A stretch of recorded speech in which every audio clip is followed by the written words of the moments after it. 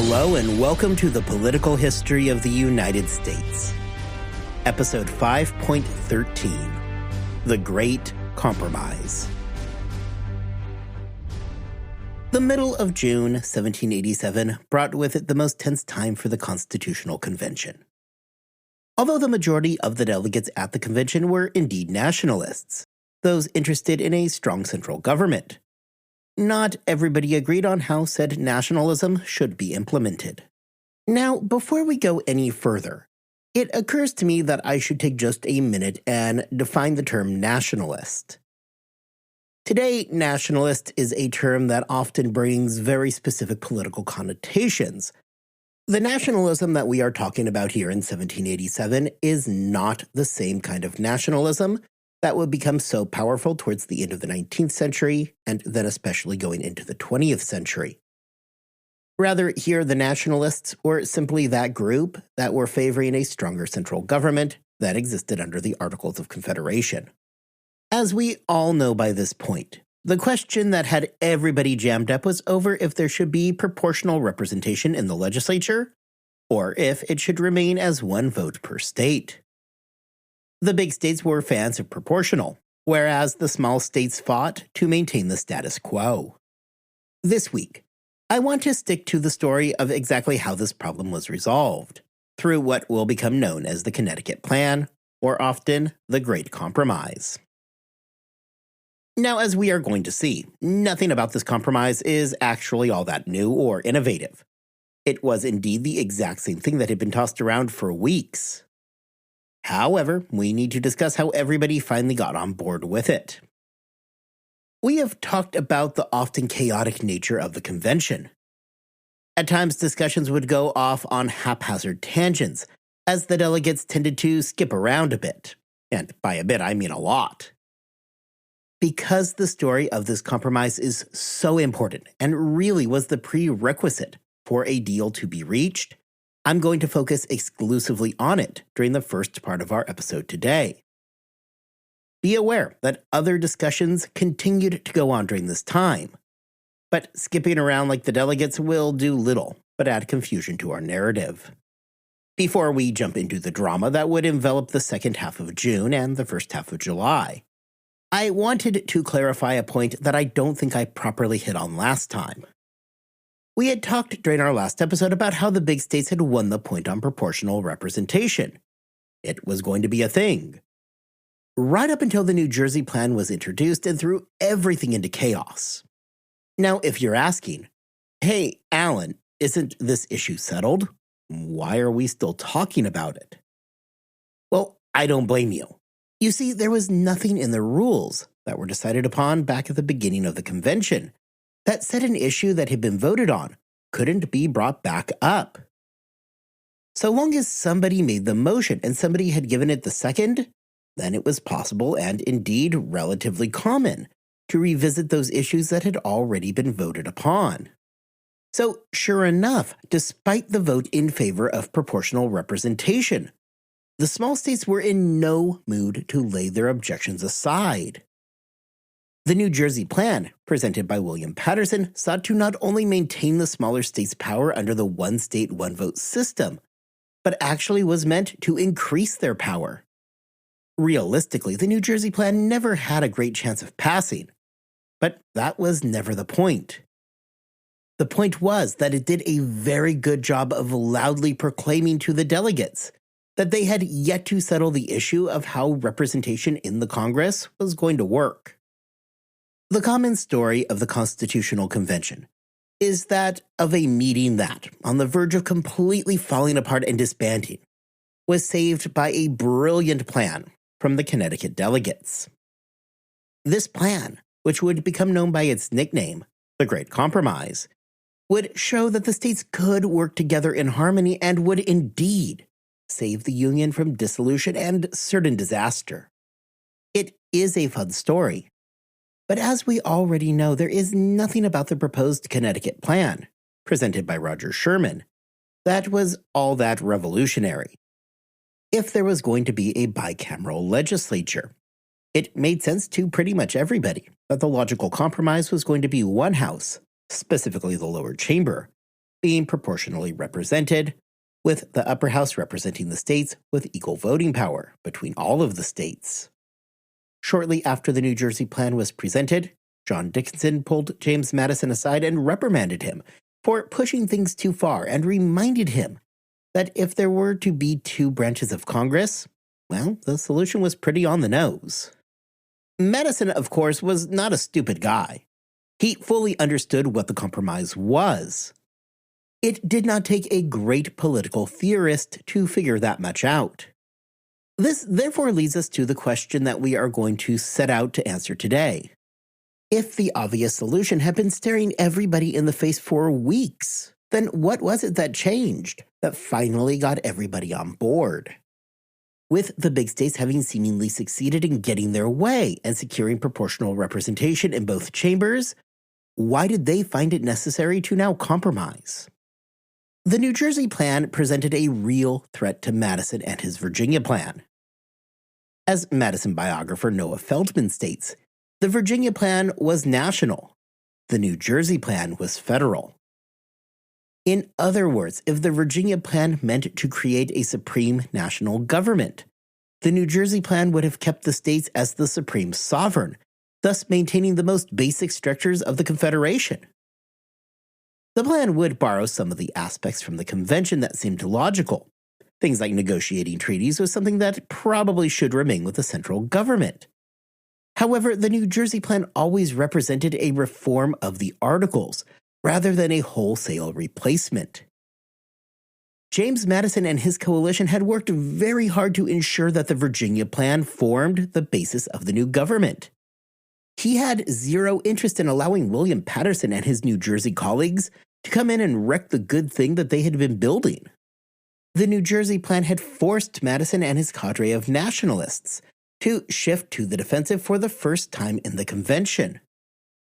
During the first 3 weeks of the convention, it had been, more or less, taken for granted by Madison that the Virginia Plan was going to form the broad outline of the new government. With the New Jersey Plan threatening that position, Madison and company launched into a defense over its merits, and, more often, a wholesale denunciation of Paterson and his alliance of small states. John Lansing of New York, and the current bane of Alexander Hamilton's existence, argued that Madison was way out of line with his plan anyway, and that it far exceeded the mandate presented by Congress.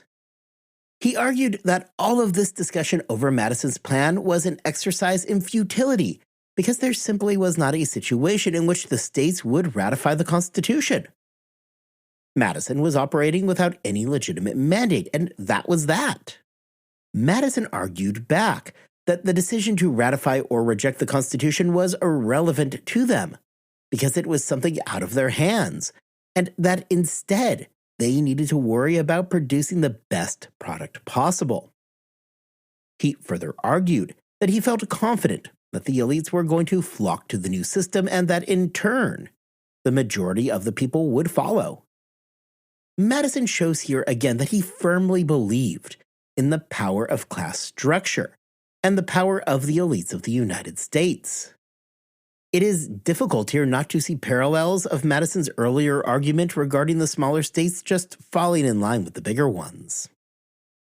Paterson at this point would launch his own attack against Madison, pointing out that if proportional voting was so great, why then did they need the convention to vote equally by state? Now, although Madison probably would not have objected to representation in the convention being based proportional to the population, he also understood that these attacks were putting all his carefully laid plans in serious danger. James Wilson countered back, arguing that he didn't understand why any of them were talking about ratification, when none of them had that power. That belonged to the people, and if they wanted to reject the plan, well, that was their prerogative. Despite all of this bickering, it was never exactly a surprise where everybody was heading. Charles Pinckney bluntly stated what everybody already knew to be true, that all of this was posturing by Paterson, and indeed the New Jersey Plan as a whole existed solely to force Madison and the big states to cave in and agree to a compromise with a proportional House and an equal Senate. The squabbling quickly turned into a stalemate.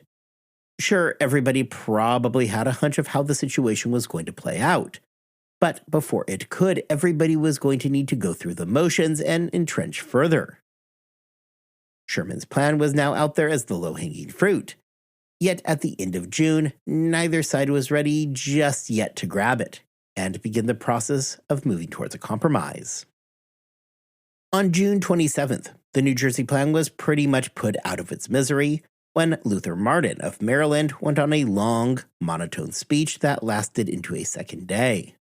Although Martin, who was born and educated in New Jersey, made his points about the government being one of states and not, as Madison and his followers believed, of the people. The problem is that in the ranking of all-time great orators, well, suffice it to say that Martin was not exactly the second coming of Cicero. The speech was absurdly dull.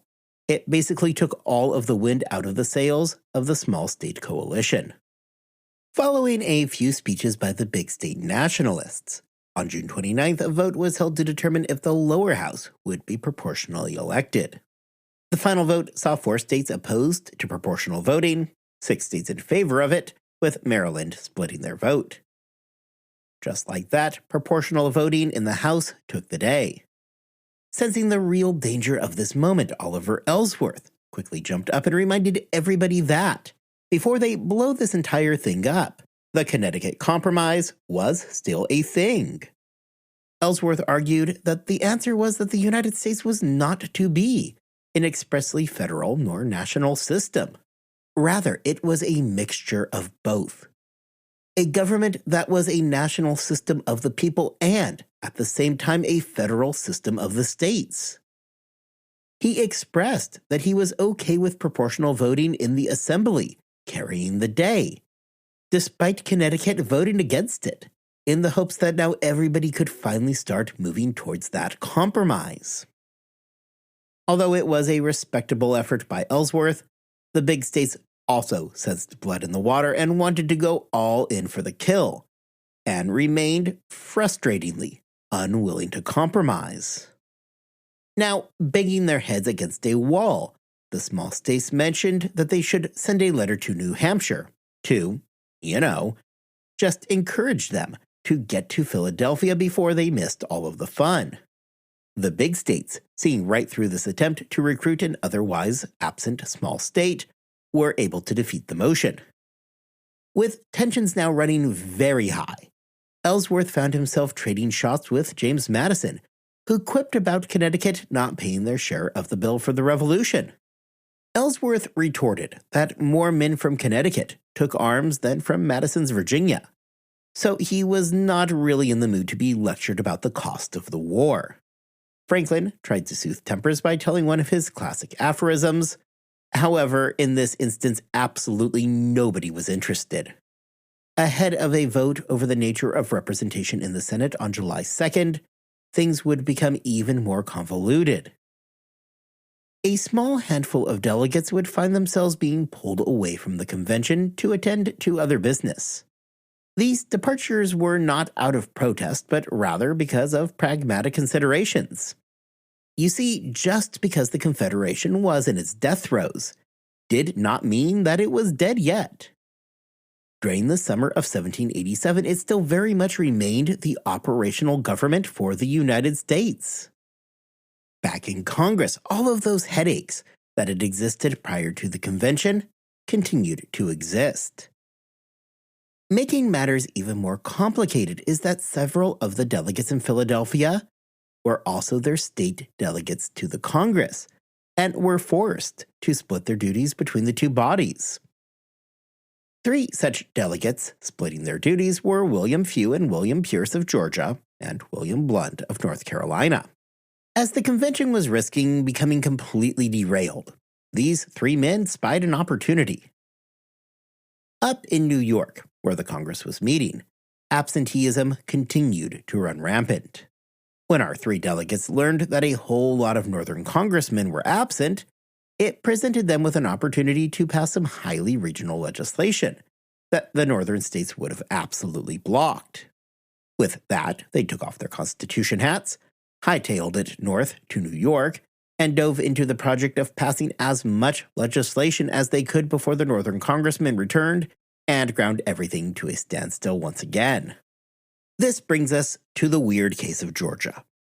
There is no debate that Georgia was a small state in 1787. Georgia originally had 4 delegates. However, with 2 of them leaving, that left the state's delegation down to just a pair of men, William Houston and Abraham Baldwin. The problem for the southernmost state is that Houston and Baldwin had very different takes on events. Georgia was the only state to share a border with the Spanish. As the entire situation over the Mississippi threatened to boil over into a potential conflict with Spain, it was a shared border that was making the population of Georgia mighty nervous. Even without the Spanish threat, Georgia faced a significant amount of danger from the Western tribes. Recall that back during the First Continental Congress, Georgia failed to send a delegation, largely because they very much wanted all the British assistance that they could get to help protect their eastern borders. Now, Baldwin was absolutely a nationalist. He supported a strong central government that would help protect his state's vulnerable borders. Baldwin also worried about the larger northern states using their power and influence to end slavery, something that would, although making the now late John Oglethorpe happy, be devastating to the local economy. With these considerations in mind, Baldwin fell in and voted with the small states.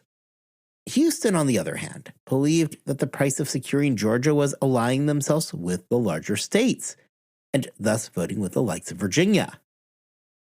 Sure, a loss of sovereignty isn't ideal, but at least Virginia would offer them protection from the many significant dangers that the state faced.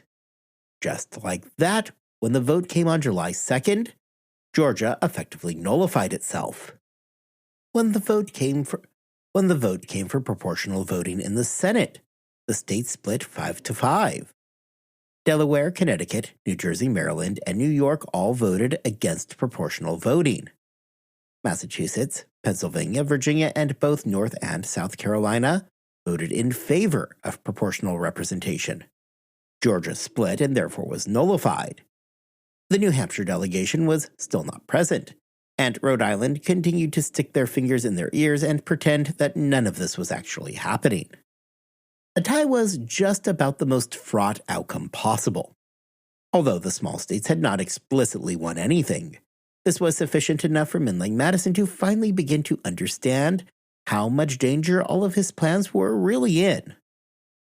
If ignoring the smaller states had previously seemed like the easiest path forward towards pushing through his Virginia plan, the vote on July 2nd made abundantly clear to everybody that the small states were not simply going to fade away into the background. Although Madison would continue to object, by now it had become apparent that some kind of compromise was going to be necessary. Following the tie on the 2nd, the mood in the convention began shifting towards sending the issue of representation to a committee. Madison was personally opposed to any such idea, as he knew very well that sending the question to a committee was going to lead to a predictable compromise. Oliver Ellsworth, not missing a beat, suggested that each state name a delegate to a committee that would put the issue to rest and come up with a compromise. Of course, what Ellsworth really meant is that they would take the Connecticut plan and adopt the system that had been bandied about for weeks. Ellsworth himself had frequently suggested the Connecticut plan as a logical compromise between the two sides. On this point, Ellsworth won out. The question over the makeup of the legislature was heading to a committee. One delegate from each state would be chosen, and together they would hammer out a compromise and break the logjam.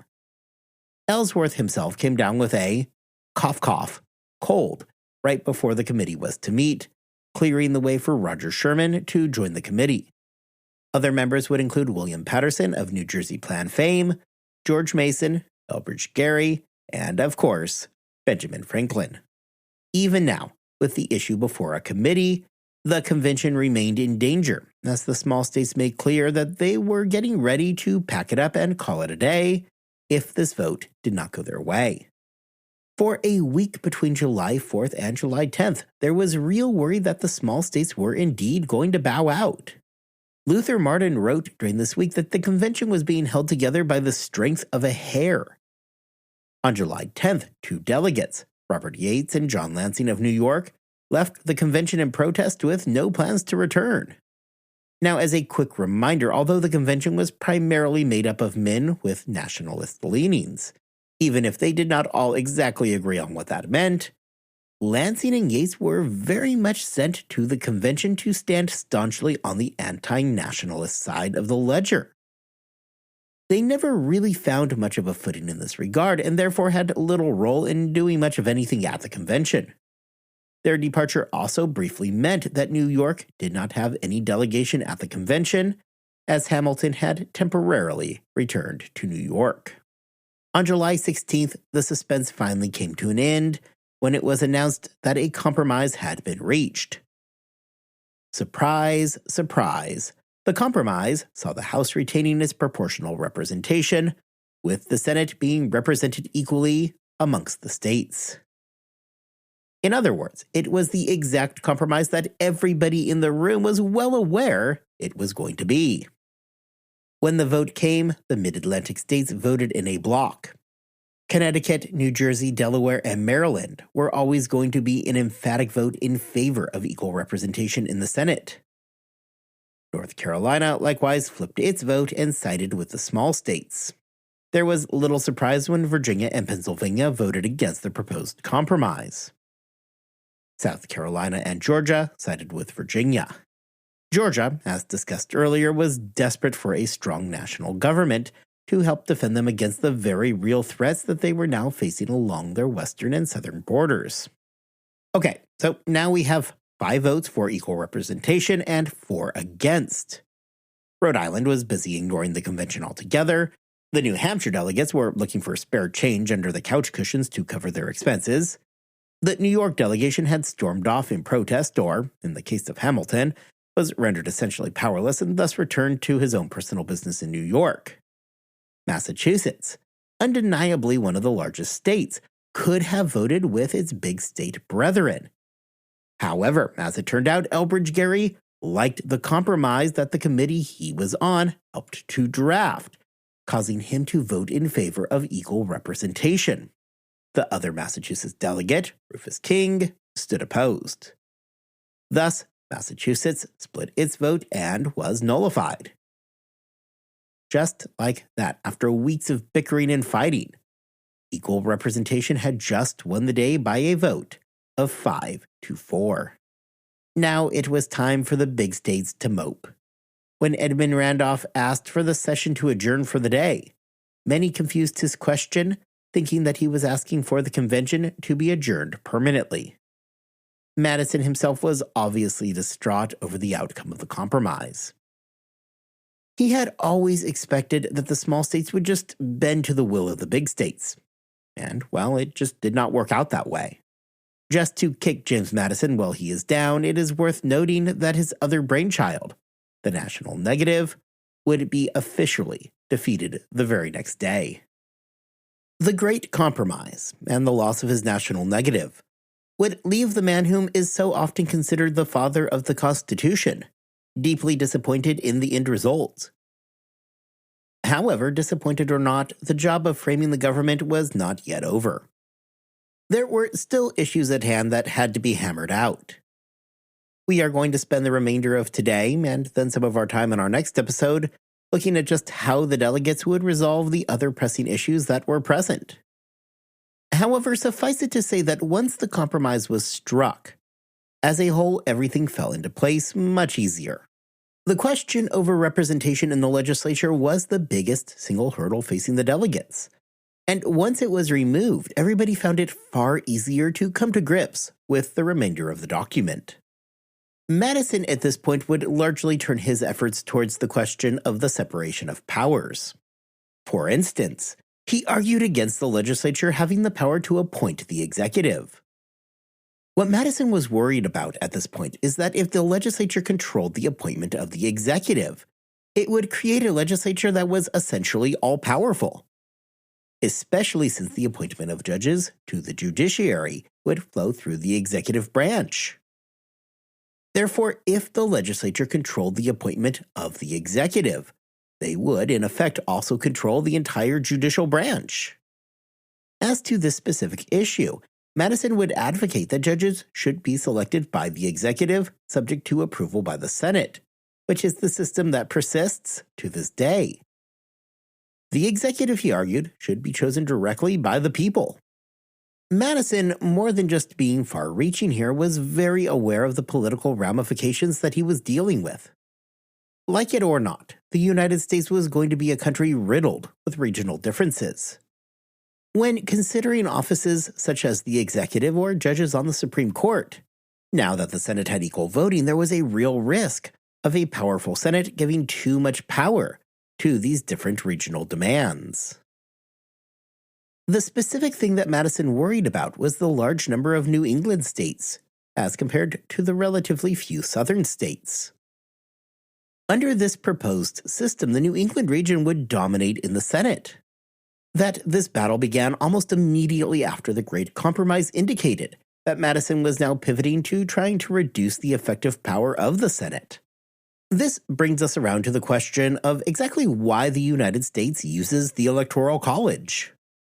For those of you outside of the United States who may be listening, the country uses a system whereby the people do not exactly vote for the president, but rather vote for the election of a slate of electors that are pledged to vote for a specific person to be the president. It is an incredibly roundabout, poorly understood system, which every so often will throw the entire country into a tizzy when the president is elected despite losing the popular vote. With James Madison doing what he could to limit the power of the legislature, he argued that any executive elected directly by the legislature would be subservient to the views of the groups that elected them.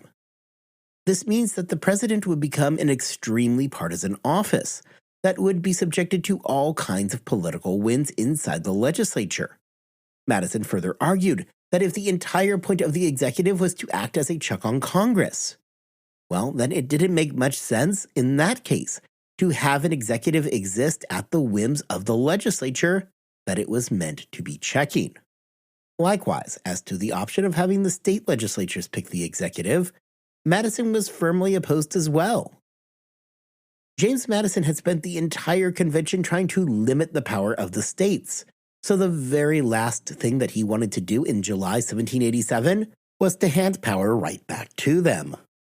By Madison's own logic here, if the executive should be divorced from the legislature, and if the transfer of power from state legislatures to the national government was the point of this entire ordeal in the first place, that left him with only a single option: the people, be it via direct election or through electors. This was, unsurprisingly, not met with universal acceptance. Now, by this point, I imagine that you have all picked up on the fact that the founders were not exactly trustworthy of the people. After all, the new national government was set to shift power from the local state level to the national level. Some, such as Albridge Gerry, worried that an executive who was popularly elected would give huge amounts of power to organizations that could exert influence at a national level.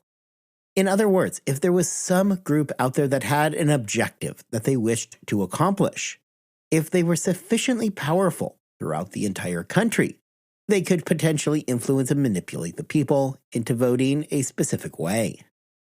Gerry did not enter into this argument without having his examples ready to go, and specifically named the Society of the Cincinnati as being the exact type of organization that had that kind of power and reach. Others, like Charles Pinckney and Roger Sherman, argued that the average person really had no hope of successfully judging the person running for office. George Mason went so far as to say that asking the people to judge the character of a chief executive was akin to asking a blind man to judge his favorite color. Elitist arguments aside, there certainly were a good number of delegates who felt the exact same way. Now, on the other side of the bill, you had Luther Martin and Gouverneur Morris coming out in defense of the people. Morris argued that he disagreed with the concerns of men like Sherman and Mason, and fully believed that the people had the ability to select the chief executive for themselves. It was here that Luther Martin would take the first shot at establishing elections via electors, a motion that was voted down initially. Although everybody understood the basic need to have the executive act as a check upon the legislature, that did not mean that there did not remain a strong contingent that believed that there were other ways to combat this problem. There were at least some who felt that there were two ways to go here that would both allow the legislature to choose the chief executive while maintaining the executive check on that same legislative branch. One potential method was a plan that would limit the executive to a single 7-year term. Once the executive was chosen, the legislature would have little other reason for direct interaction. The second possibility was that the executive serve in good behavior, which is code for lifetime tenure. Here, the argument became that too short a time as the executive would represent a waste of talent, and there was expected to be a very steep learning curve. When it came to lifetime appointments, well, unsurprisingly, that reeked a little bit too much of monarchy to be a widely supported plan. Madison would ultimately go on to support a plan that called for the direct election of the president. Not that he necessarily liked the plan. Madison was no populist and had his misgivings about the average person. He also understood that direct elections came with problems of its own, specifically giving the North an advantage in the vote, as more of the population there would be able to meet the requirements in order to vote. Keep in mind that nobody here was arguing for something as radical as, say, universal suffrage. There was always going to be limits on exactly who would have the right to vote for the executive. George Mason continued to advocate against popular election, now turning to the practical difficulties. The United States was a really big place. It was going to be impossible for a potential chief executive to have enough of a national reputation that people could truly make an informed decision. Moving through the United States in the 18th century was nowhere near as easy as it is today. Mason smartly pointed out that the beginning of the convention itself had been delayed more than a week as everybody slowly wandered into Philadelphia, a direct result of those bad roads and poor infrastructure. Now, to be clear, everybody was pretty well aware that George Washington existed, and that he would almost certainly be the first chief executive if they had their way. Washington was one of the very few men during the 18th century who had the kind of national reputation that would be required of a chief executive. The worry, however, was over the fact that Washington was only one man and could not serve in that capacity forever. Benjamin Franklin may have been the only other person there with potential name recognition on par with Washington, but by the time of the convention he was in failing health and was unlikely to live long enough to ever reach so lofty a position.